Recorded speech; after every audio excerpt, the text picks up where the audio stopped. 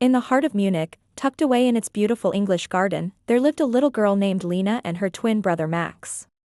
And since they had just turned 7, they were all grown up in their parents' eyes. So when their birthday rolled around again, their Oma decided to treat them to something very special. She called it a golden adventure passport, which could apparently take them to all kinds of amazing places. But how exactly did it work? Well, the first thing their Oma told them was that each stamp they collected would teach them something wonderful about their country. That meant that before they knew it, they'd know everything about Germany. But what did they do about that? Well, the first page of the passport had already revealed their first adventure. It read, "Present this passport to the ticket attendant and say the magic words, 'Adventure begins here.' And then watch what happens." Excitedly, they ran off to catch the train. Upon arriving at their destination, the twins approached the man with the tickets. "One round trip to Neuschwanstein, please," said Lina, handing over their tickets. "And don't forget the magic words," whispered Max. Taking a deep breath, she said, "Adventure begins here." Suddenly, the man's face lit up. "So the royal children have arrived. I've been expecting you." He handed them golden tickets for the castle and escorted them straight to the front of the line. Wow! Now that was an entrance. The twins excitedly skipped ahead, eager to discover what secrets the real-life Disney castle held. What surprised them the most was the swan motif, which could be seen everywhere. There were swan-shaped faucets, swan statues, and even a huge tapestry depicting swans swimming in a lake. "King Ludwig loved swans," explained the guide. When they stepped into the throne room, both of them couldn't help but imagine themselves wearing a golden crown. When their tour was over, Oma appeared with 3 special stamps for them. "Each stamp represents a different part of your adventure," she explained, handing them to the twins. "Now put them into your passport." The first one showed a castle, the second, a king's crown, and the third, a pair of swans. "Now you know a little bit more about the Bavarian kings and their favorite animal," Oma said, winking. At their next stop, they checked their passports, which instructed them to go to Berg-Eltz. After a long day of traveling, they finally reached the medieval castle where they were spending the night. "Wow, it looks like we're living inside a fairy tale," Lina exclaimed. As soon as the sun went down, though, the sky rumbled with thunder. Max and Lina watched from the window as lightning flashed across the sky. "I bet it's a giant goose up there," Max said jokingly, trying to lighten the mood.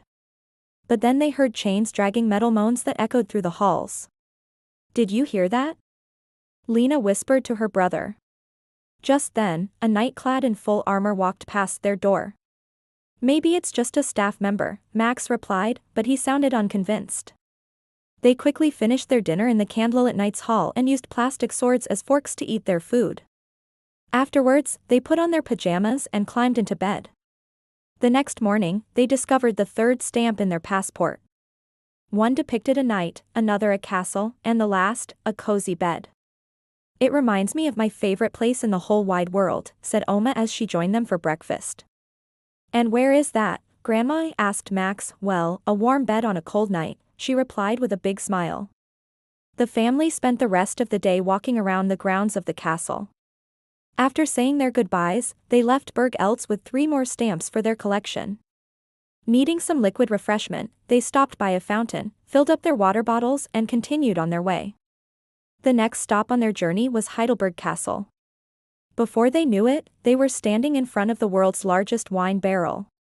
"Can we drink from it, Oma?" asked Max. "No, silly," Oma laughed. "But look at how big it is. It would take 20 kids holding hands to circle it." Afterwards, they climbed to the top of the castle wall to learn how students used to swim in the castle's wine moat.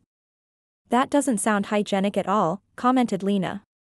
But at least it gave them something to laugh about. Before leaving, Oma gave them 3 more stamps, each shaped like a grape. "These are a symbol of friendship, happiness and good health," she said mysteriously. When the twins arrived home, they opened their passports to the next page, which read, "Show this passport to the guard at the foot of the mountain and ask him about the hidden dwarf kingdom. He will show you the way." But the instructions didn't mention where this mysterious dwarf kingdom was. So the 2 set off on their own to figure it out. After a bit of detective work, they discovered that the kingdom lay in the Black Forest. Once they got there, they went to the Triberg tourist office where they received a map leading to hidden cuckoo clocks all around town. Every time they found one, they colored in the corresponding symbol on their map. And if they managed to find all 8, they'd receive a special prize, the world's largest slice of Black Forest cake. Working together, they deciphered the clues and successfully located all the hidden clocks. The owner of the tourist office then cut a massive piece of cake for them, which tasted absolutely delicious. They also got 3 more stamps for finding the Black Forest cuckoo clocks. Their next stamp led them to the singing trees in the Harz Mountains. While walking through the woods, they came across some unusual trees with carved faces. Listen. As the wind blew through special pipes in the trees, it created music. They followed the sound until they reached a clearing where a boy sat playing an instrument. "Are those trees really singing?" he asked them. "Yes," replied Oma. "And if you make a wish while listening to their song, it will come true." The twins wished for a wonderful day and then spent the rest of it playing in the forest. Later, they found a new stamp on their passports which looked just like their friend, the young musician. The following stamp took them to the Rhine River to search for the legendary dragon known as the Lorelei. While on a boat cruise, they spotted 30 beautiful castles and cliffs. But unfortunately, they never saw any sign of the mythical creature. Disappointed, they returned home and opened their passports to discover a brand new adventure. The next stop on their journey was Oktoberfest in Munich. To get there, they took a train decorated with blue and white checkered seats. "Look, Max, we're almost there," Lina shouted as the train pulled into the station. Upon arrival, their Oma had already bought them traditional outfits called lederhosen and dirndl. After taking a seat at a table, a man dressed as a hunter approached them with pretzels and beer. "Welcome to Oktoberfest," he said with a thick Bavarian accent. "I challenge you to the annual pretzel Olympics." First, they had to toss pretzels in the air without dropping them. Then they competed in a stein holding contest with apple juice. And finally, they tested their yodeling skills. Although they didn't win any gold medals, they had a lot of fun trying.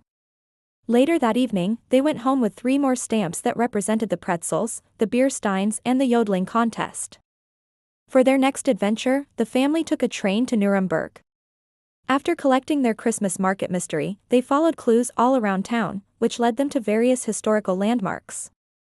Finally, they ended up at the Hauptmarkt where they met the Christkind, or Christmas angel. The angel pointed to a pile of roasted almonds. "Open one of these shells and you will find your reward." Inside the shell was a shiny golden key. "What does the key open?" asked Max curiously. "It opens the first present you see at the Christmas market," replied the angel. At their next stop, they discovered a stamp that looked like a Christmas tree. It represented the many Christmas markets they'd visited during their trip. Back at home, they found yet another stamp in their passport.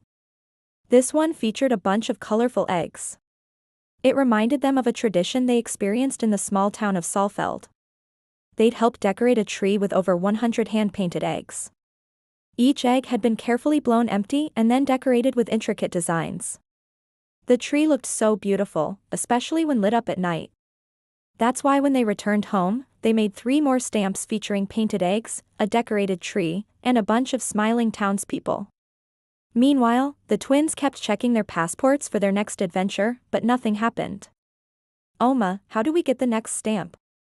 Max asked. "You already have it," she replied with a wink. When they looked closely, they realized that under the tree stamp, there was another picture of a train. This train was going to take them to the next adventure. They ran to the platform, jumped onto the train, and were soon enjoying a ride through the winter wonderland. After a few stops, they arrived at their destination. It was none other than Harzer Mountains, where they would take a steam train through the snow. Sitting in an open-air carriage, they sipped hot chocolate and marveled at the beauty all around them. Suddenly, Max exclaimed, "Look, wild lynx tracks." The twins collected 3 more stamps that looked like a steam engine, snow falling from the sky, and a friendly wild lynx. The next day, they received a mysterious page that read, "Go to the Sinsheim Technology Museum and ask the toy car on display to show you how fast you can drive." Confused, they headed to the museum. There, they met a toy car that challenged them to race against it. "I'll go easy on you," it said. But even on level 2, the car was too fast for them. We need a vehicle of our own, said Lina. And that's when they discovered a model Autobahn where they could race their own mini cars. They picked out their favorites and zoomed them back and forth. Afterwards, they got 3 stamps that looked like cars driving on a highway. For their next adventure, they needed to paddle down the Spree River in Berlin. So they got into their kayaks and started paddling alongside the river. They waved to people sitting in riverside cafes and marveled at the beautiful buildings passing by.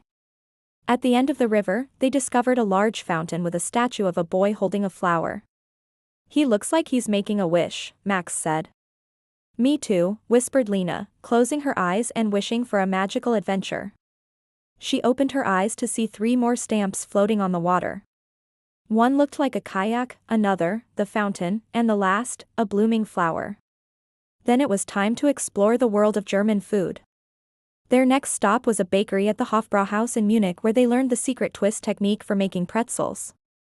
Of course, they also got to try the freshly baked goods themselves, but not before getting their hands covered in flour. To commemorate their visit, they made 3 more stamps that looked just like pieces of bread. Next, they traveled to Cologne to visit the chocolate museum. There, they designed their own chocolate bars and watched a 3-meter-high chocolate fountain flow. When they returned home, they got 3 more stamps that depicted cocoa beans, a chocolate bar and a bubbling chocolate fountain. Last but not least, they visited 5 currywurst stands in Berlin to vote for the city's best currywurst. But in the end, they invented their own sauce and added it to their award-winning recipe. For this adventure, they made a menu for their dream restaurant, complete with pictures. The next stamp took them on a journey through the world of German arts.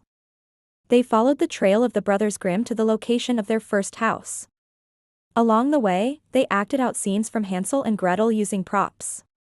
They also collected 3 more stamps that looked like a witch's hut, a gingerbread house and a happy ending. For their next adventure, they traveled to Weimar, where they visited the Bauhaus building blocks exhibit. There they built colorful abstract structures and got 3 stamps that resembled the various shapes they'd used. The last stamp took them to the East Side Gallery, an outdoor art gallery on the remaining section of the Berlin Wall. They joined a group of people painting a mural about peace and unity. Afterwards, they made their very own family handprint mural. And so their golden passport guided them through Germany, teaching them about its history, culture, and traditions. But the adventures didn't stop there.